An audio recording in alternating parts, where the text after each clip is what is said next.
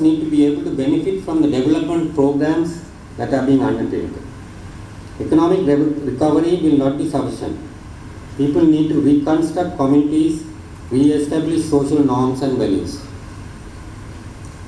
International law recognizes the principle of restitutio ad integrum for the redress of victims of armed conflict to help them reconstitute their destroyed life plan. This justifies the need for rehabilitation as a form of reparation, clarified by the UN as the basic principles and guidelines on the right to a remedy and reparations for victims, which takes 5 forms: restitution, compensation, rehabilitation, satisfaction, and guarantees of non-repetition. This was adopted by the UN General Assembly in 2005 and would include psychosocial rehabilitation.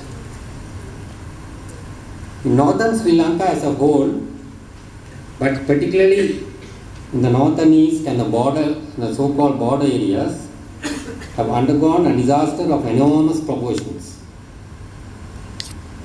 As after the tsunami, where a large relief, recovery and rehabilitation effort was undertaken, we need to undertake a similar psychosocial rehabilitation program in these areas.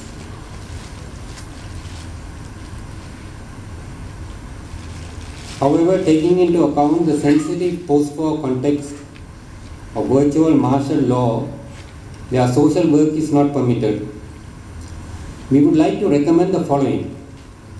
Based on experiences reported in the literature from similar post-war situations around the world, best practice principles from international organizations like the WHO, and our own experiences gained during the war and after the tsunami as being practically feasible under the current situation.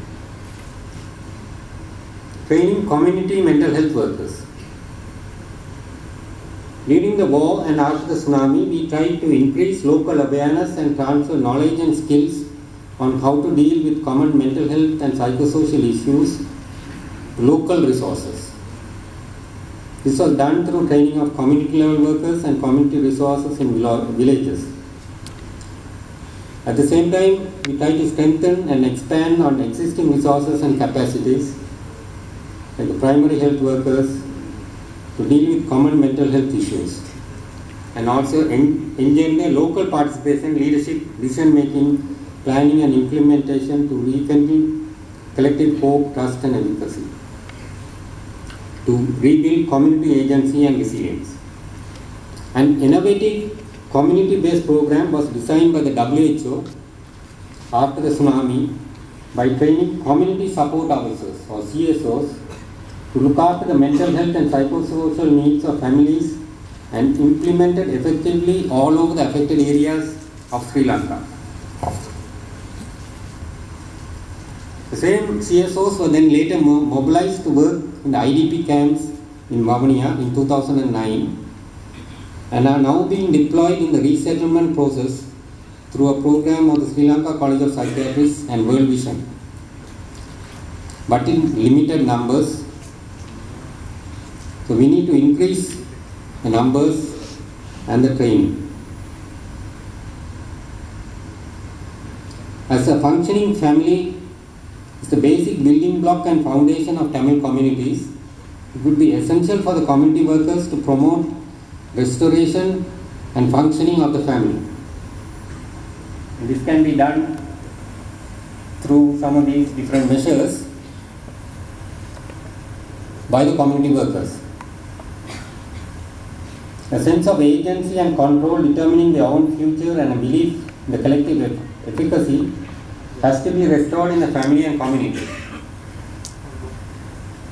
It is only by creating a sense of community, of collective efficacy and confidence that social capital can be increased, leading to a gain cycle where trust, motivation and hope can be established.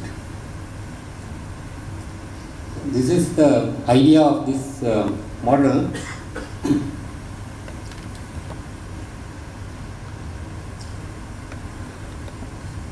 Efforts will need to be directed at rebuilding social capital through community networks, relationships, responsibilities, roles and processes.